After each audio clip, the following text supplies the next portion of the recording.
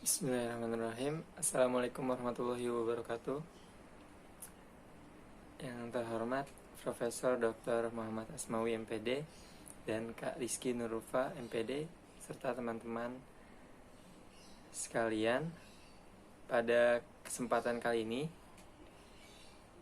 UTS ya, Manajemen Pendidikan Jasmani, saya Wijaya Rahmat akan menjelaskan tentang rancangan struktur organisasi pendidikan jasmani di sekolah. Nah, tapi sebelumnya ada mungkin beberapa, bukan hanya organisasi di sekolah ya, tapi banyak sih organisasi lainnya. Mungkin bisa di cabang olahraga maupun organisasi teman-teman yang sedang ikuti atau jalani. Baik, next. Selanjutnya, manajemen penjas. Apa sih manajemen penjas? Jadi menurut Rahayu 2015-358, manajemen bisa dikatakan sebagai suatu proses perencanaan pengorganisasian, pengarahan, dan pengontrolan untuk mencapai tujuan-tujuan organisasi melalui pengorganisasian, pemakaian sumber manusia dan materialnya.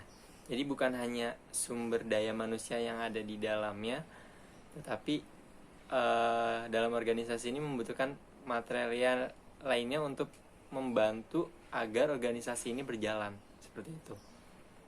Selanjutnya itu ada menurut Ziporah dan kawan-kawan 2016.25, keberhasilan implementasi kurikulum tergantung pada input dari guru kelas.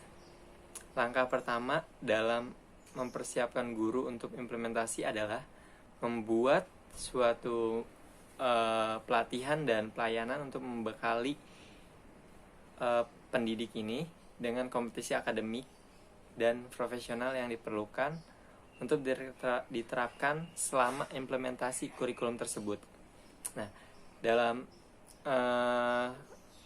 hal ini, tujuan manajemen pendidikan jasmani ini ada beberapa nilai ya, atau ada beberapa aspek gitu. Seperti yang pertama itu ada aspek fisik, lalu ada mental, ada sosial, ada emosional, dan moral. Dimana lima nilai ini halnya sama lima nilai ini itu berkesinambungan dengan atau menjadi satu kesatuan dengan seperti yang ada di pendidikan jasmani, yaitu ada afektif, psikomotor, dan kognitif ya, mencakup 3 ranah penjas seperti itu. Selanjutnya, nah ini rancangan struktur organisasi ekstrakurikuler.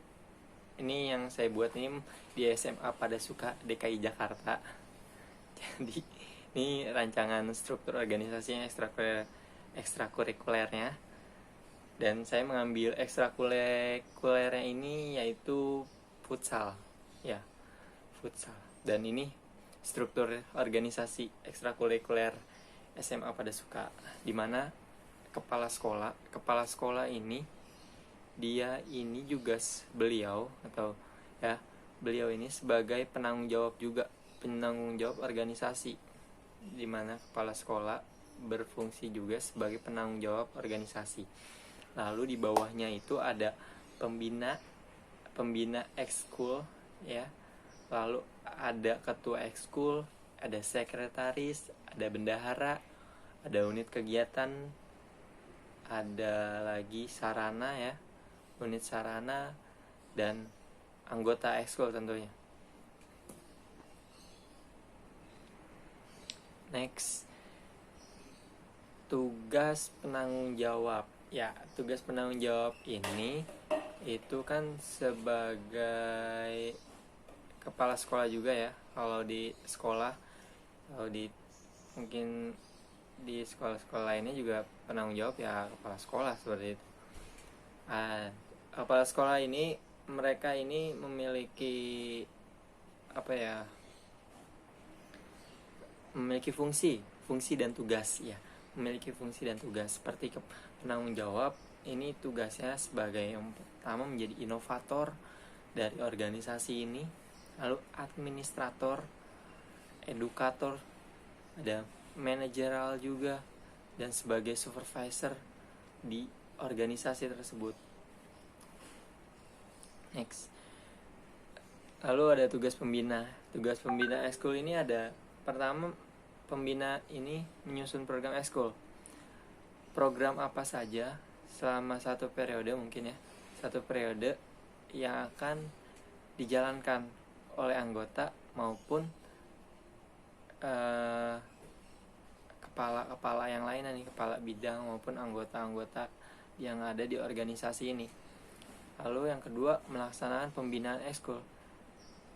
Namanya pembina ya, jadi sudah tugas dan fungsinya membina ekskul yang ada di SMA tersebut.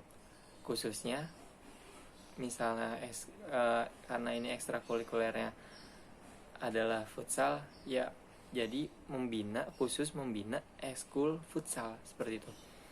Lalu melatih. Jadi pembina ini selain membina, pembina pun langsung terjun kepada melatih ekskulnya. Bisa dikatakan pembina sekalian pelatih ya. Dan ada mengevaluasi program ekskul. Mengevaluasi ini jadi program yang sudah dicanangkan dalam satu periode, mungkin ketika di tengah jalan ini akan ada pengevaluasian, apakah programnya berjalan atau tidak. Ini akan dievaluasi, dan pengevaluasian ini akan menjadikan nantinya organisasi ini akan lebih baik. Menyusun laporan. Jadi setelah program yang pembina buat selama satu periode, biasanya di akhir periode itu akan menyusun laporan atau akan membuat laporan kegiatan dan apa saja yang sudah dilaksanakan dan yang belum tercapai, seperti itu. Next, selanjutnya ada ketua. Nah, ini tugas ketua ekskul ya.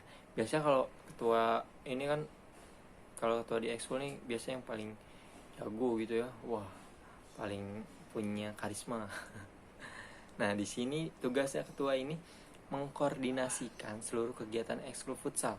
Karena ini kan ekskulnya futsal, jadi khusus dia ini mengkoordinasikan seluruh kegiatan.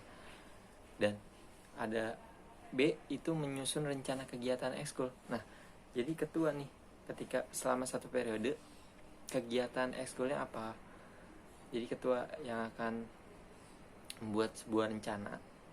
Lalu laporan kegiatan ekskul. Laporan kegiatan ekskul ini ketika biasanya ada pembina atau enggak, jadi nanti mungkin ketua yang akan memegang peran seperti itu. Dan ketika membuat laporan ini, ketua pun sama akan berkoordinasi dengan yang lainnya, seperti itu, kepala unit-unit ya, kepala unit yang lainnya. Dan ada pula memimpin rapat ekskul futsal dengan ketua bidang lainnya. Nah, jadi ketika futsal ini mungkin tidak berjalan atau ada suatu hambatan, nah ketua ekskul ini akan mengadakan rapat dengan ketua bidang lainnya seperti sekretaris, bendahara, dan unit-unit lainnya untuk supaya menjalankan lagi ekskul tersebut gitu. Lalu memelihara keutuhan organisasi ekskul ya, memelihara keutuhan organisasi ekskul, karena biasanya kalau ekskul ini kan ya yang kalau misalnya di suatu organisasi kan pasti ada aja gitu ya yang inilah yang itu ya, seperti teman-teman tahu sendiri seperti itu. Jadi ini ketua ini harus fleksibel, harus mempunyai pertanggungjawaban kepada keutuhan. Kalau misalnya dalam futsal ini aja nggak utuh, bagaimana gitu? Apakah nanti anggotanya juga kan biasanya jadi malas latihan, atau yang lainnya seperti itu kan. Jadi ini tugas dari ketua juga nih, menjaga keutuhan organisasinya. Next. Tugas sekretaris. Tugas sekretaris ini melakukan pengelolaan administrasi yang terbidang kepengurusan, mengawasi seluruh aktivitas organisasi dalam hal administrasi yang pasti, tata kerja, menghadiri rapat organisasi dan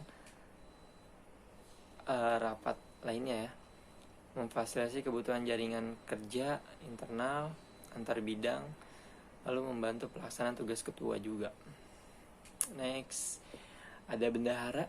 Seperti kita ketahui, bendahara menyusun anggaran organisasi, membuat pembukuan biasanya keuangan selama satu periode. Kalau misalnya itu jangkanya itu periode.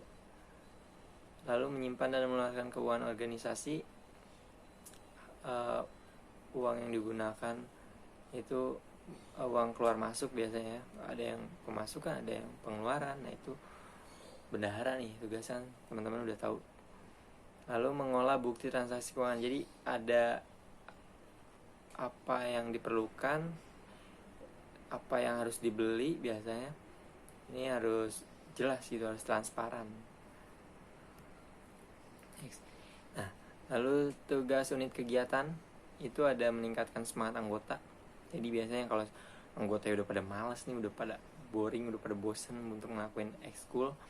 Nah, ini tugas dari kegiatan unit kegiatan ini ya, menyemangati gitu. Terus meningkatkan kemampuan anggota. Biasanya kalau misalnya anggotanya memiliki skill yang baik, nah ini akan terus ditingkatkan agar menjadi lebih baik lagi. Lalu meningkatkan keterampilan, sama halnya dengan tadi ya. Jadi meningkatkan keterampilannya, mungkin keterampilannya atau skillnya hanya ya itu saja, jadi ditingkatkan lagi. Lalu menggali potensi. Kalau misalnya di sekolah masing-masing itu eskul, di masing-masing eskul itu ada potensinya, potensi anggota tersebut. Biasanya unit kegiatan yang akan memantau, wah ini bagus nih pemain. Nah jadi itu nanti akan dia yang akan mencari tahu dan menggali potensi anggotanya. Lalu ada tugas sarana. Nah ini tugas sarana kelengkapan ya. Jadi tugas sarana di sini yang pasti menyusun rencana program kerja bagian pelengkapan. Karena kelengkapan ini dia yang megang nih. Itu bola, marker, rompi ya, baju atau yang lainnya itu. Ini tim kelengkapan sarana dan lapangan, yang pasti lapangan. Ini Phil Jones nih yang nyiapin. Lalu ada inventaris, aset, kelengkapan tuh yang tadi jelasin ya. Bidang kelengkapan, memberikan pelayanan, pengadaan, monitor. Biasanya ya, dia juga nih kalau misalnya bola hilang satu juga dia nih yang foto nih kan. Jadi ini tugasnya memonitor pengelolaan barang. Phil Jones.